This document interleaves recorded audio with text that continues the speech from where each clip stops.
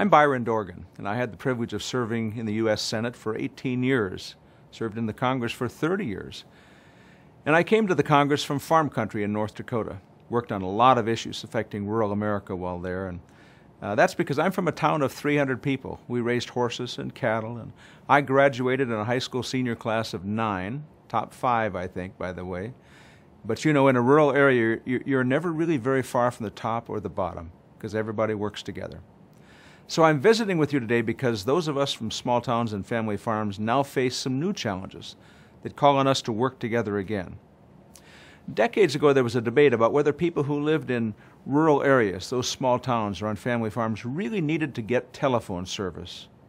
The big companies, they said, well, we don't want to spend money building out our expensive systems to bring telephones to family farms and the rural reaches. They said that it won't be profitable, and we don't intend to do it. So the federal government did it. And they did it with the help of telephone's earliest pioneers, the rural telephone companies and the cooperatives.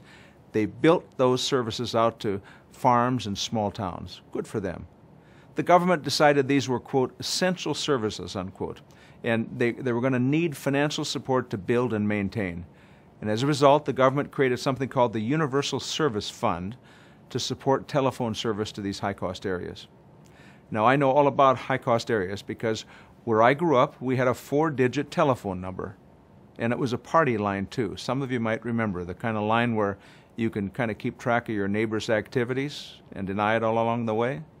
But our telephone service was affordable in our little town, just like in the big cities and suburbs, because of the Universal Service Fund. Now, years later, the federal government's thinking about changing it.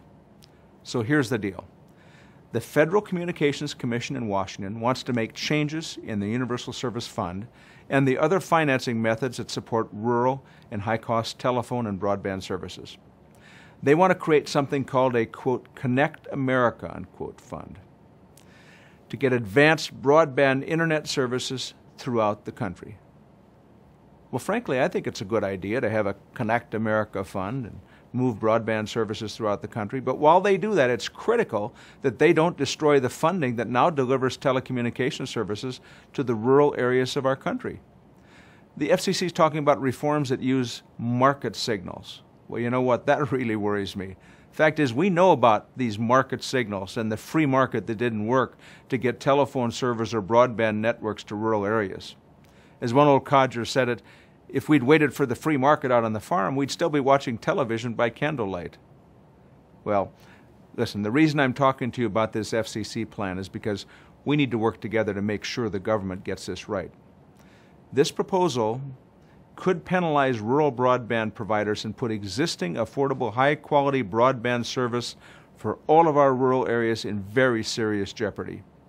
The current high-cost Universal Service Fund has been a great success story for our country. It's enabled our country to stay connected. It's allowed your rural telephone company to deliver on the promise of good, affordable, advanced communication services. Yes, for rural consumers and for family farms and businesses. But this job isn't nearly done.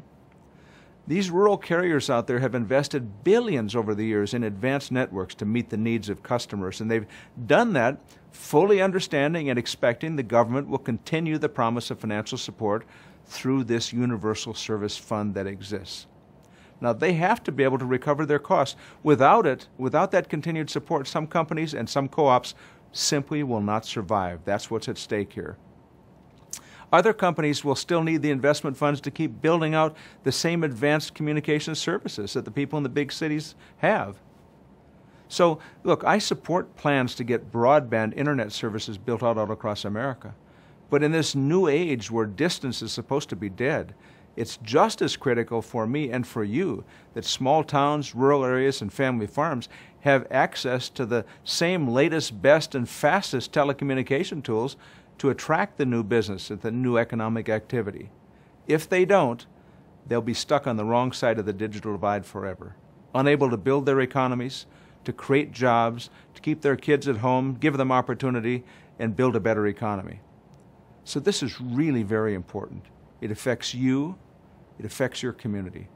Those of us who care about rural America have to take action now to organize, to make sure the government, the FCC, gets it done right. contact your rural telecom associations. They are eager and ready to assist you. Find out how you can get involved. Mobilize your employees, your customers, your neighbors. Write letters. Raise your voice. Tell the government that they need to support those who live in rural America. In the Old West, when wagon trains moved across the landscape of America, it was always understood the wagons had to move together. They knew you can't move ahead by leaving some behind. That's true with telecommunications as well. No one who lives in rural America deserves to be left behind. So let's push hard now to make sure our government gets this done right. To learn more about saving rural broadband, visit saveruralbroadband.org.